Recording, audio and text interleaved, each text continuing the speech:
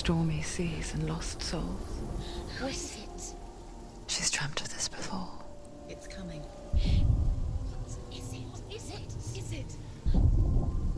They say dreams are visions of our memories, thoughts and fears, as seen by our inner eye.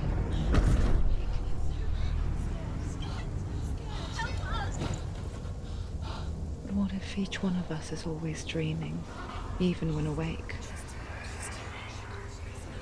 And we only see what our inner eye creates for us. Is this what hell is? A world shaped by Senua's nightmares. Maybe that's why people fear seeing the world through her eyes. Yes, she's scared. Because if you believe that Senua's reality is twisted, you must accept that yours might be too.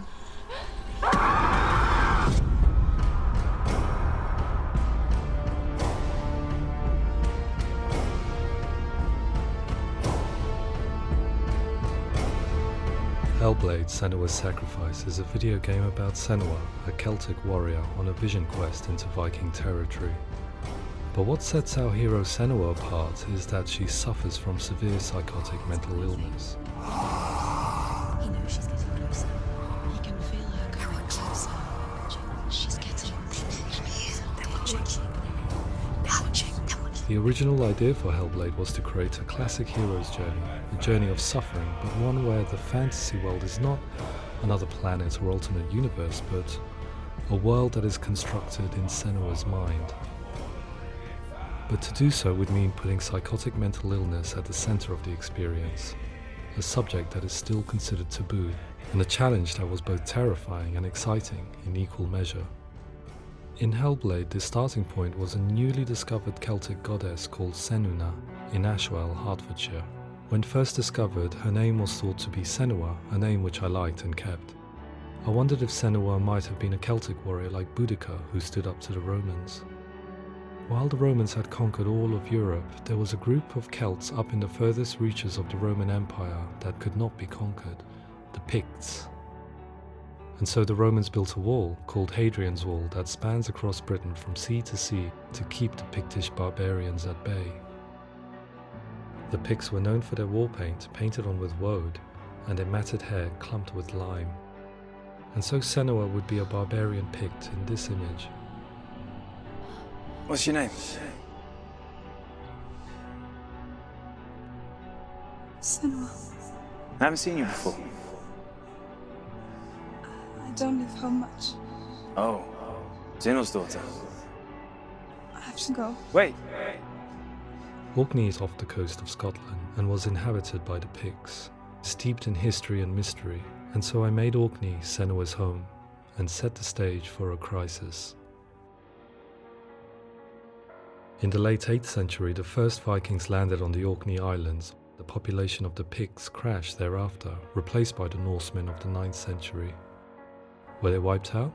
We don't know for sure, but it would seem likely given the reputation of the Vikings. The Northmen's brutality is legendary. High-ranking leaders and chieftains of the tribes they conquered were often offered as sacrifice to their gods. The most brutal of these sacrifices was known as the Blood Eagle. I imagine Senua as a young female warrior who returns home from exile to find her partner, Dillion, brutally sacrificed to a Norse god by these hellish warriors from a faraway land. I imagine the horror of this moment and how it would have dragged her deep into mental torment.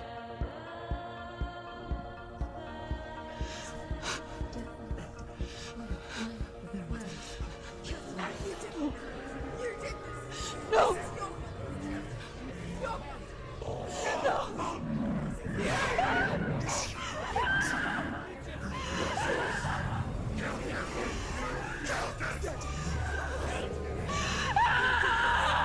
I came to learn that the Celts had a sophisticated and nuanced perspective on the nature of mental disorder. One term they used was gelt. A gelt is a man or woman who has been driven mad by a curse, battle trauma, or grief. The gelt would take to a life in the woods in search of penance, punishment, and purgation.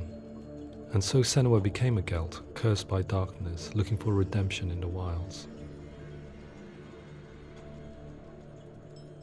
Another word the Celts used in reference to mental disorders was truth, meaning fool, or Liar. one who utters the words of God.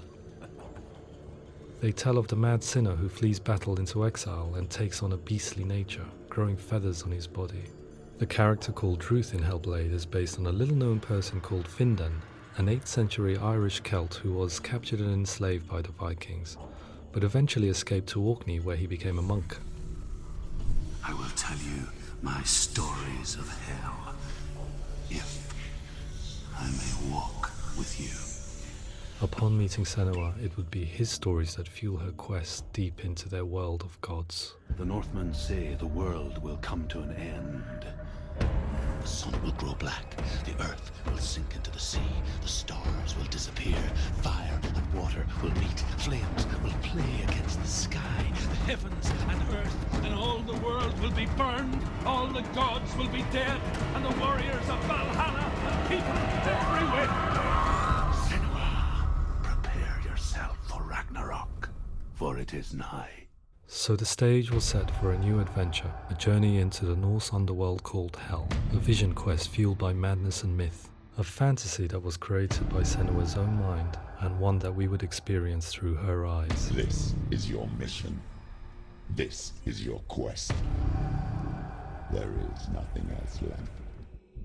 To make a game about a warrior with psychotic mental illness as its central theme was fraught with danger. Mental illness, such as psychosis, is still taboo and rarely acknowledged in a century of cinema, never mind the new medium of games.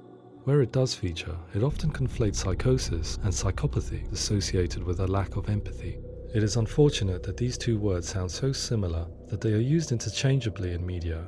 I must admit that I didn't have to look very far to discover my own ignorance of the subject. So we reached out to Paul Fletcher, psychiatrist and professor of health neuroscience at University of Cambridge. Psychosis is a descriptive term, and it refers to having a loss of contact with objective reality. So it's characterized by two main sets of symptoms. One of them is hallucinations, where somebody experiences perceptions when there is no actual objective thing out there to perceive. You're already dead. Who are you? And the other is delusions, where somebody comes to very often bizarre, unpleasant, frightening beliefs when there's no good evidence in favor of them. There's no doubt about it. The source of the darkness is in Helheim. And the goddess Hela holds his soul there. We reached out to Welcome, a biomedical research charity that spends billions on research and awareness programs aimed at improving health. Mental health hasn't always been presented in the media in a way that is particularly helpful. It can be challenging to engage people with the subject matter, and there are a lot of preconceived ideas about mental health, and particularly schizophrenia and psychosis. So we hope our support allows the team to continue to collaborate with Paul Fletcher and with those who have experience of psychosis to create a game that provides a fresh perspective on the condition and allows audiences to engage with it in a way that just wouldn't be possible in any other medium.